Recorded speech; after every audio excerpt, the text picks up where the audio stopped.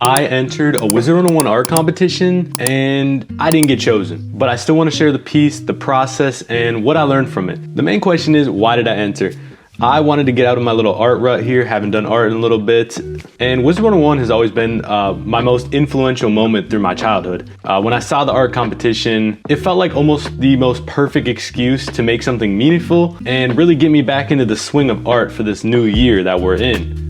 Happy New Year's, by the way. So the rules for the artwork was it had to fit a Christmas element and it had to feel like a Wizard 101, almost like a loading screen basically. It had to feel that Wizard 101 vibe to it. If you don't know the game Wizard 101, the shortest explanation is that you're a magical wizard going around from different worlds to world, making friends, enemies, battling monsters, and you're just trying to save the world while making friends along the way. So my early idea for what I wanted to make was taking examples from artists that actually have been on Wizard 101. When you load into different areas in Wizard 101, there's loading screens made by, hand-drawn by artists. And I took these examples and I tried to make them my own through a thumbnail. I felt like it had to incorporate the main Christmas boss, who is Krampus, and I wanted to choose one of my own characters, which her name is Alia Day. She has this big afro, huge personality. I felt like they'd be a good contrast with the scary Christmas monster named Krampus, and then you have her, a bubbly girl in front of him. So my idea was combining the two of them and putting them in this setting. Like always though, the background, I have no idea yet. I'm just kind of winging it as we go. I'll figure it out though. I'll have the time lapse going on next to me while I talk about the process of how I really got to choose what I wanted to draw and how it actually went. I honestly had to really think about the background. I didn't really know what to do at first. I'm not good at backgrounds. We all know this. I'm very simple. And because I wasn't confident, I felt like we should do like a Christmas theme, like a very just snowy, basic environment. And I thought, why not do the mountains? I feel like Krampus seems like a folk tale, like you'd find him out in the mountains, you know? Like, so I just felt like her being on the snowy mountains would be kind of perfect with this setting. So it's easy to do. You can do mountains, you can do snow. That's easy. So that's what I thought about for the background. One thing I struggled with was what kind of expression I wanted to give her. At first, I kind of wanted to give her a more focused, maybe like holding her wand up and focusing in front of him, like maybe angry.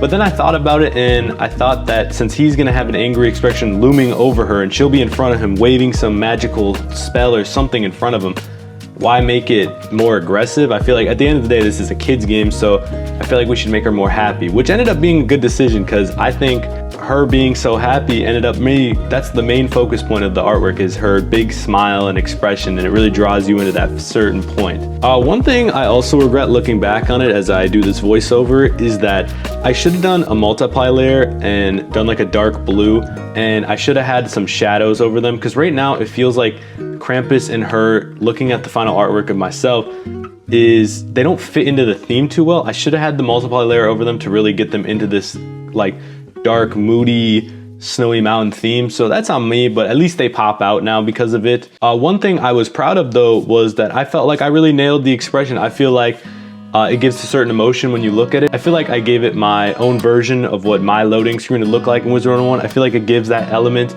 And I really think me choosing the more happy expression makes her the main focal point and really just makes it a happy piece at the end of the day. Now, I won't lie, it was a little disappointing not getting chosen, but at the end of the day, it was just to get out of the art rut, and maybe next year I'll participate again if I remember to, and maybe try to win this one. But I did realize something. It's not about the outcome, about winning. It's just about getting into the flow of doing art again.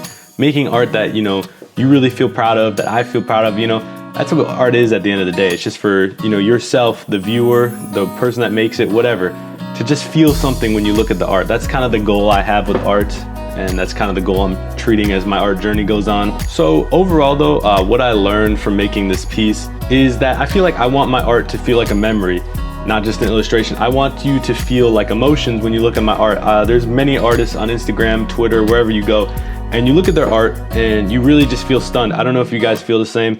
I'll be scrolling through and I see this guy's doing an artwork or a time lapse, and I look at it and I'm like, wow, that is beautiful. Like you can feel the emotion of the character or the scene that they actually painted out themselves. I think that's like the most magical thing you can do with art. And I feel like one day I want my art to feel like that. And I mean, you know, I'll work on it.